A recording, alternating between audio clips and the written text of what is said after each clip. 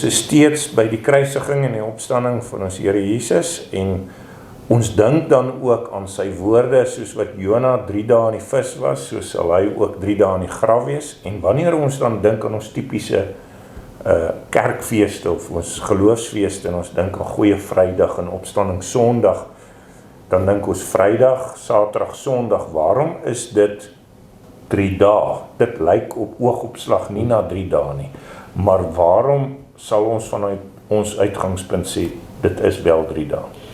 Ja, dis 'n taamlik algemene vraag en dis 'n vraag wat 'n relatief eenvoudige antwoord het, maar wat baie mense oorwonder, want die meeste mense lewe natuurlik in die moderne tyd. Wel, al die mense vandag lewe in die moderne tyd en nie in die kultuur van die eerste eeuse Jode nie.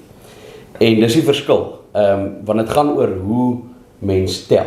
In die moderne tyd en die meeste Jode vandag tel ook nou al soos wat mense in die moderne tyd tel en soos wat in die Weste getel word oor die algemeen.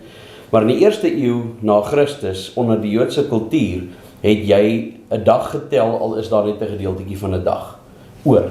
So wat ons sal sê is, as vandag Vrydag is en ons sê oor 2 dae van nou af gaan ons saam eet, dan sê ons Saterdag is dag 1 en Sondag is dag 2, oor 2 dae van Vrydag of 'n Sondag.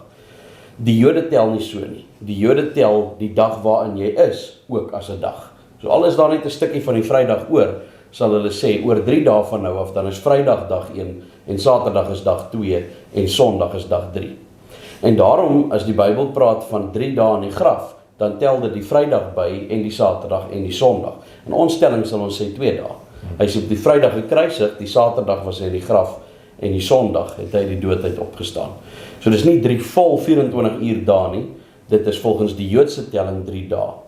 En daar's baie dispuut en daar's baie mense wat dit betwyfel en daar's baie mense wat allerlei maniere het om te sê dit kon nie wees nie, maar dis tog in die Bybel vir ons baie duidelik en ons weet dat die 3 dae van die kruis korrespondeer ook met die Joodse feeste.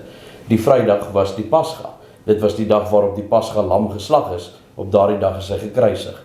Op die Saterdag was dit die dag van die Sabbat. Daarom dat die Jode ook die liggaam van Christus wou verwyder voor die Sabbat aanbreek, wat natuurlik die Vrydag aand met sononder sou aanbreek. Die Saterdag was dus die Sabbat en die Sondag was die eerste dag van die week.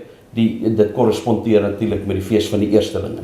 So die Vrydag die Pasgafees, die Saterdag die fees van die ongesuurde brode op die Sabbat en dan die Sondag is die eerste dag van die week, die dag waarop hy opgestaan het. Baie dankie.